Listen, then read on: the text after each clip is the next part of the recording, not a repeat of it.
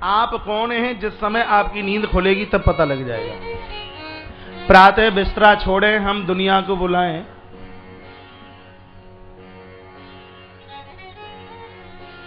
समझ लीजिए ठगत है। प्रातः बिस्तरा हम छोड़े जिब्या से भगवत नाम उच्चारण करें, प्रभु का नाम लें। ये जगना भी तो एक कला है। ये नहीं कि आंखें मीड़ते मीड़ते धड़ाम से पाम धरती पर पटक दिए। जितने बजे जगते हो उसे 5 मिनट और पहले जगिए, बिस्तर पर बैठिए और रीढ़ की हड्डी सीधी कीजिए। जिंदगी भर गांठों का दर्द आपको हो जाए, आपकी कमर झुक जाए, आप जो कहें सो हार जाएं। बिस्तर छोड़ने से पहले 5 मिनट रोज कमर सीधे करते हुए, रीढ़ की हड्डी सीधे करते हुए आप अपने बिस्तर पर बैठिए। एकदम ऐसे ही मत उतराना। हाथों को आगे कीजिए और कहिए कि भगवान कृपा करना, ये हाथ किसी गरीब का रक्त ना चूसे। कराग्रे बस्ते लक्ष्मी कर मध्य सरस्वती कर मूले स्तो गोविंद प्रभाते कर दर्शनम। प्रभु कृपा कीजिए, हाथ ये सत्कर्म करें। फिर इस हाथ को नासिका के सामने ऐसे लेके जाइए और अपनी श्वासों को छोड़िए। यदि बायां रंध्र चलता है तो बायां पाम धरती पर रखिए, और दायां रंध्र चलता है तो दायां पाम धरती पर रखिए, और नासिका के दोनों छिद्र एक साथ बोलते हैं तो एक साथ दोनों अपने चरण धरती पर रखिए। धरती माता को प्रणाम कीजिए। समुद्रे वशने देवी पर्वत स्तन मंडले विष्णु पत्नी नमस्तुभ्यम। हे माता, आपके चरणों में वंदन प्रणाम करता हूं। कृपा करना कि मेरे पांव किसी गलत रास्ते पर न जाए। आज की कथा सुनकर कल से आपको इसी ढंग से जगना है। जागना भी एक बहुत बड़ी कला है। हर व्यक्ति को तो जगना भी नहीं आता।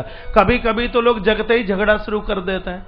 जागते ही चाय मांगेंगे, डबलुआ की मम्मी 1 कप चाय कड़ाके की अदरक वाली।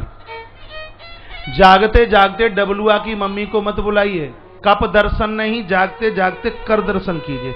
इतने भोगी न बने। कभी तो लोग कहते हैं महाराज हम चाय के ऐसे आदी हैं, जब तक चाय नहीं पी लेते तब तक तो प्राइवेट मैदान भी नहीं जाते। हमें सांसारिक वस्तुओं का आदी नहीं बनना। हमें यदि आदी बनना है तो हाथ उठा करके ये कहना कि गंगा जल के बिना मेरे जीवन की यात्रा आरंभ नहीं होती। प्रभु नाम के बिना मेरी जिंदगी की, मेरे दिन की यात्रा शुरू नहीं होती। हम बड़भागी हैं जिब्या से गंगा का नाम निकला है। गंगा गंगे ते ब्रूयातम, हजारों कोसों से गंगा का नाम ले लीजिए, दिन भर के पाप जल करके खाक हो जाएंगे। जो गंगा का आचमन करते हो रोग उनको छू नहीं सकता। 1,000 बीमारियों को गाय का गौमूत्र और गंगा जल महाराज समाप्त करता है, खत्म करता है। गंगा जल नहीं, गंगा अमृत है। ये संकल्प लेकर के जाना। जैसे आज आप जागे हो ऐसे कल से नहीं जागना। कल से तो कुछ बदलाव के साथ जागना है। धरती माता को वंदन प्रणाम करना है, कर दर्शन करना है, प्रभु का नाम लेना है। जागते समय भगवान का नाम ले लीजिए और सोते समय भगवान का नाम ले लीजिए। बन जाएंगे, हम बन जाएंगे। सो देहली पर आसन लगा करके हनुमान बैठ गए और सोचा कि जब ये जागेगा तब पता लगेगा ये क्या है। इसके बोलने से पता लगेगा ये गुजराती है कि मराठी है कि मारवाड़ी है कि पंजाबी है। शकल से नहीं पहचान पाओगे। नाक कान तो चेहरा तो आप जैसा ही होगा, लेकिन जब वो मुंह से बोलेगा तब पता लगेगा कि ये रहने वाला कहां का है, ये कैसा है। व्यक्ति की वाणी उसकी योग्यता को छलका देती है। सो बैठ गए महाराज वो तो देहली पर। प्रातः का समय हुआ।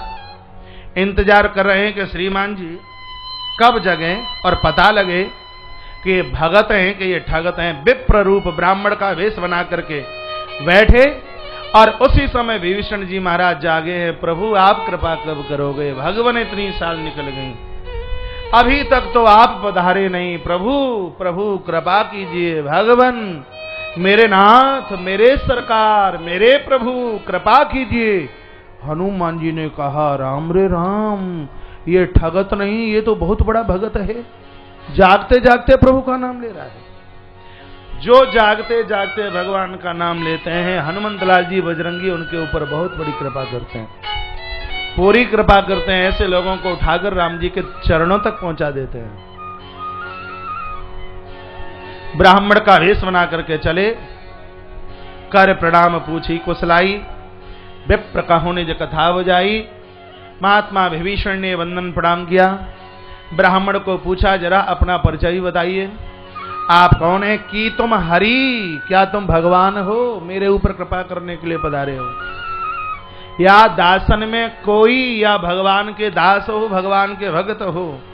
क्योंकि आपको देख करके मुझे प्रीति बहुत हो रही है, अच्छा लग रहा है।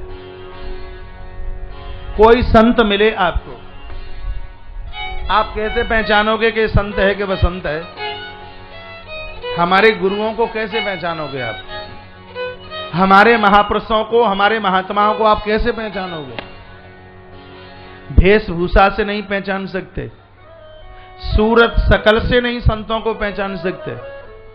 संतों की पहचान एक ही है, उनके पास में बैठने से यदि संसार नजर आए तो वो महात्मा नहीं हो सकता, और जिसके पास में बैठने से भगवान याद आए तो वो कोई परमात्मा से कम नहीं हो सकता।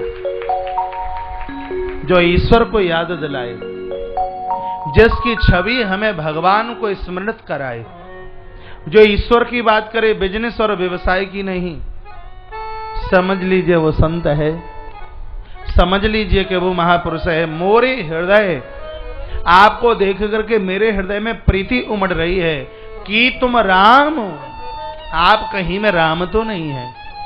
आप ये बताइए, शायद मुझे बड़भागी करने के लिए आप पधारे हों।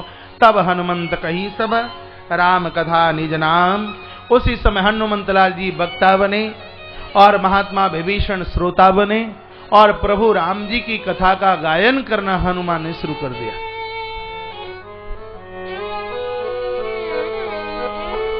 हनुमान जी ने पूछा कि निशाचरों की लंका में आप रहे थे, कैसे हो? विभीषण बताते हैं कि हम कैसे रहते हैं। आप में से भी बहुत लोग ऐसे हैं जो शिकायत करते हैं, कहते हैं महाराज पति बड़ा खतरनाक है। कोई तो कहता है कि पत्नी बड़ी खतरनाक है, बच्चा बड़ा बिगड़ा है, घर में रहना बड़ा मुश्किल है। निशाचरों की लंका में विभीषण रह सकते हैं, कैसे रहते हैं?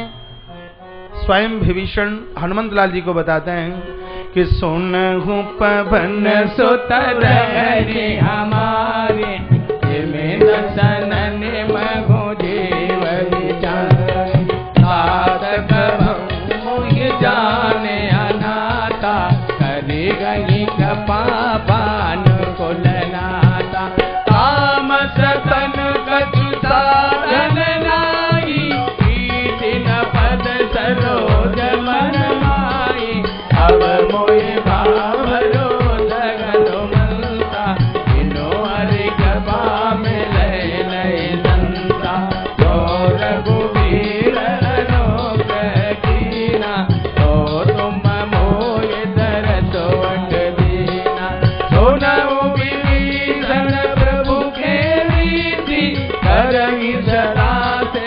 एक बार दोनों हाथ ऊपर पीछे भवन में परम खुली, हरि बोल सब देव देगेना, रात ले दो नाम हमारा, दे दिन तागे मिले आहारा, रात ले दो नाम हमारा, दे दिन तागे न मिले आहारा, अदम आदम सखा सुन, ओ पर रघुवीर पियरा, कीनी कृपालो में होना, हरे विलोचन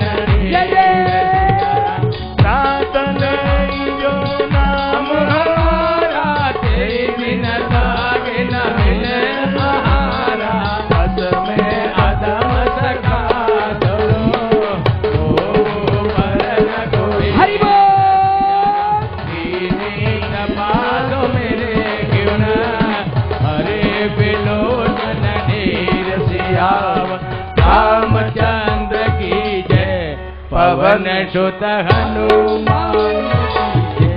बोलिए भक्त वत्सल भगवान की जय हो। आप कैसे रहते हो इस निशाचरों की लंका में? महात्मा विभीषण कहते हैं, जिम दसन नमो जीव विचारी, जैसे बत्तीसी के बीच में जिव्या रहे, बस वैसे ही हम रहते हैं।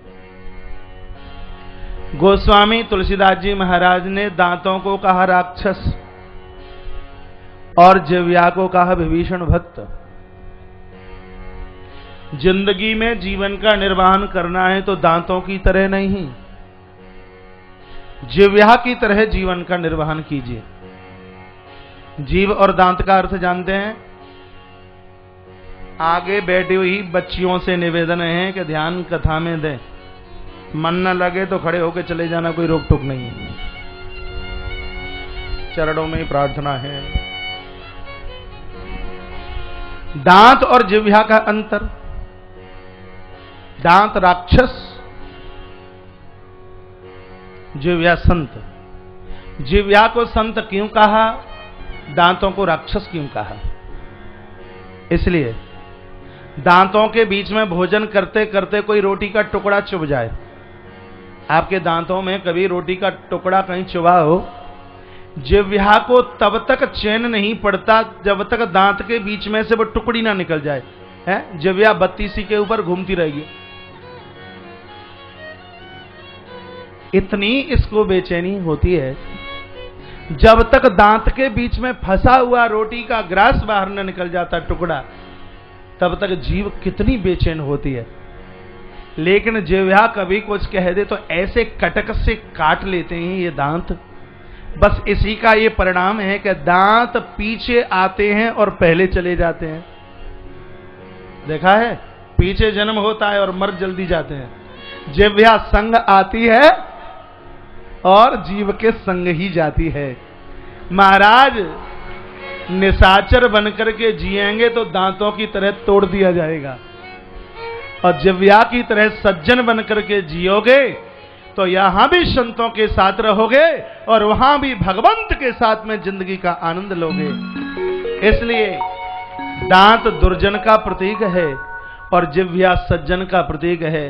ताली बहुत कमजोर बजी है, इसका मतलब है बात समझ में नहीं आई। तो मैं आगे कहां बढ़ने वाला हूं जब तक बात समझ में ना आए? हैं? भले ही फिर 9 दिन की फिर राम कथा करनी पड़े, बात क्लियर हो। दांतों की तरह दुर्जन नहीं बनना और जिह्वा की तरह सज्जन बनना भूलना नहीं है। जो दुर्जन बन करके जीते हैं उनको यमराज की भट्टी में झोंक करके उसके ऊपर हथौड़े बजाए जाते हैं। जो जिह्वा की तरह सज्जन बनते हैं वो तो भगवान का श्रृंगार बन जाते हैं। उदाहरण के तौर पर एक कुल्हाड़ा चंदन के वृक्ष को काटे, चंदन का पेड़ कटता जाता है लेकिन अपनी खुशबू उस कुल्हाड़ी को देता है। परिणाम क्या निकलता है? जिस चंदन के पेड़ ने कुल्हाड़ी की मार झेली, वो चंदन घिसता घिसता भगवान के माथे तक पहुंच गया। लेकिन जिस कुल्हाड़ी ने चंदन के पेड़ को काटा, उसका क्या हुआ मालूम है? उसकी धार मुड़ गई। फिर उस कुल्हाड़ी को किसी लोहे वाले के पास, लोहार के पास लेके गए। गांव के दादा लोगों को बहुत पता है, जो बबूल और नीम ज्यादा काटते हैं। तो उस लोहार ने उस कुल्हाड़े को गरम गरम भट्टी में डाला, तपा दिया। जब खूब लाल लाल हो गया, फिर उसके ऊपर इतने हथौड़े बजाए, इतने घन बजाए। निवेदन करना चाहूंगा, चंदन की तरह सज्जन बनोगे, भगवान के माथे के श्रृंगार बन जाओगे। कुल्हाड़ी की तरह दुर्जन बनोगे तो यमराज की भट्टी में तपा तपा के ठोका जाएगा, तो छठी की दूध की याद आ जाएगी। और दांतों की तरह दुर्जन नहीं, जिह्वा की तरह हमें सज्जन बनकर के जीना है। हनुमंतलाल जी, आज मैं बहुत गदगद हूं। आज मुझे बहुत अच्छा लग रहा है, आज बहुत बढ़िया लग रहा है कि आपने आज इस अनाथ को भी सनाथ कर दिया। मैं इतने के लायक नहीं था। विभीषण ने चरण पकड़ लिए और कहा कि अब मुझे ऐसा लग रहा है कि भगवान प्रभु राम की कृपा जरूर मेरे ऊपर होगी, क्योंकि भगवान की कृपा के बिना संत नहीं मिलता। बिनु हरि कृपा मिलई नहीं संता। भगवान की कृपा से आप मिले हैं और आपकी कृपा से हमें भगवान मिलेंगे। ये एक दूसरे का कैसा पूरक है। परमात्मा की कृपा से तो महात्मा मिलता है और महात्मा के आशीर्वाद से परमात्मा मिलता है। अब मुझे भा भरोसा हनुमंता, अब मुझे एहसास हो रहा है, ये भरोसा लग रहा है कि बिनु हरि कृपा मिल ही नहीं संता। परमात्मा की कृपा के बिना आप जैसा संत नहीं मिल सकता और आप जैसे संत की